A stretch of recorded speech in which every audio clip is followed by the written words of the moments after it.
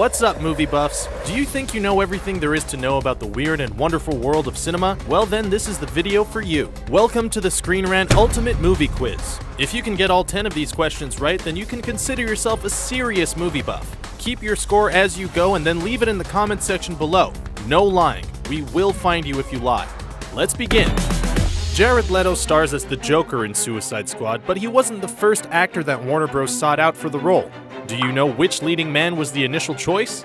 Is it A. Matt Damon, B. Jim Carrey, or C. Ryan Gosling? If you answered C, you're off to a good start. Matt Damon has been heavily linked to being given a role in the DC extended movie universe, especially since he's buddies with Batfleck. And while Jim Carrey would make a very interesting version of the Joker, it was Ryan Gosling who was the first choice for the role. However, the star of The Notebook wasn't willing to sign on for the multi-picture deal that the studio wanted. The screenplay for 2016's remake of the BFG was written by the late Melissa Matheson, and the movie itself was directed by Steven Spielberg. But which movie had the pair collaborated on in this fashion before?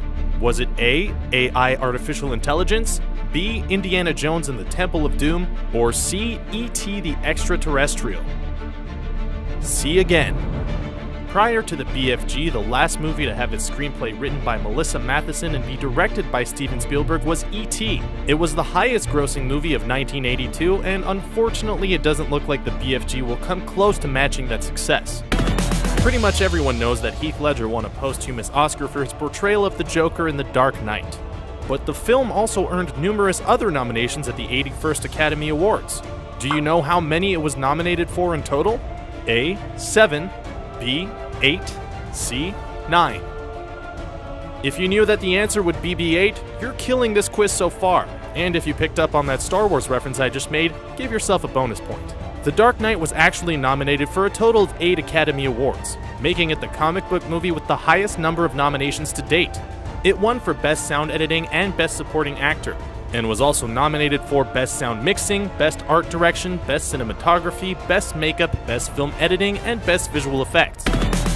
The Avengers, like most other major movies, had a pre-production working title that enabled Marvel Studios to keep the project under wraps until they wanted the world to know about it. So what was that working title? Was it A. Group Hug, B. Come Together, C. Family Affair? The correct answer is A. Group Hug,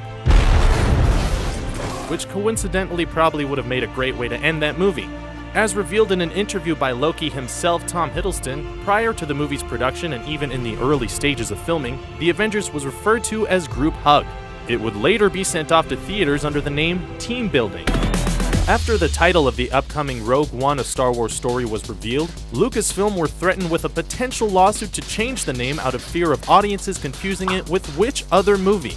A. Rogue, B. Operation Rogue, C. Mission Impossible: Rogue Nation. The answer is C. Paramount got all riled up and made the threat relating to their 2015 movie Mission Impossible: Rogue Nation, even though the movies were set for release more than a year apart. However, the two studios came to an agreement that Rogue One could keep its name on the condition that information about it wasn't released until after Rogue Nation had hit theaters. The music for Star Wars: The Force Awakens was of course composed by the legendary John Williams. For J.J. Abrams, this marked the first occasion that a movie he directed wasn't being scored by a certain other composer. But who had provided the score for his other movies? Was it A. Michael Giacchino, B. Ludovico Einaudi, or C. J.J. Abrams himself?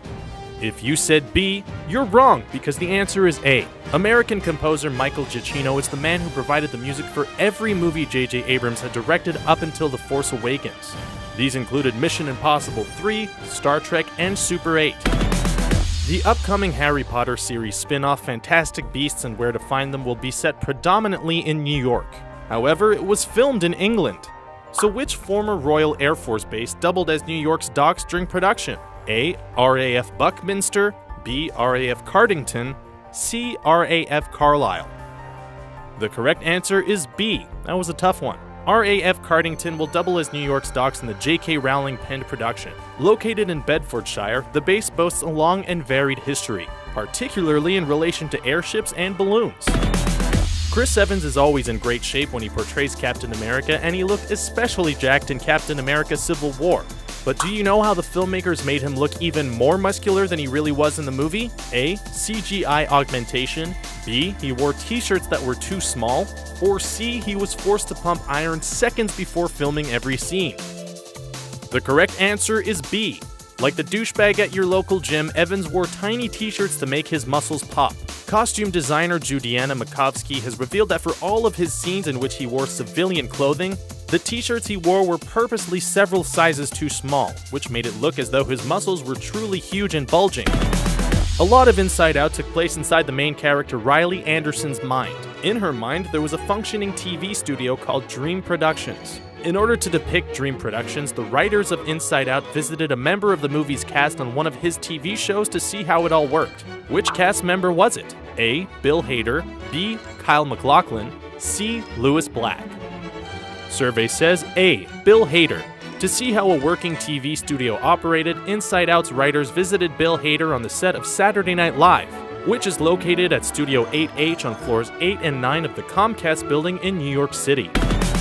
Popular composer Hans Zimmer, who composed the score for DC movies Man of Steel, Batman v Superman: Dawn of Justice, and the Dark Knight trilogy, has stepped down from composing movie scores in the superhero business. That means he will not be composing the score for Justice League. So who's stepping in? Is it A. John Williams, B. Junkie XL, or C. Danny Elfman? B. It'll be Junkie XL, the Dutch composer who assisted Hans Zimmer with the score for Batman v Superman: Dawn of Justice. His other work includes Mad Max Fury Road and Deadpool. Thanks for watching and taking part in our first behind-the-scenes movie facts quiz. Did you enjoy this video? How well did you do with the questions? Leave your score in the comments section below and don't forget to subscribe to our channel for more fun videos like this one.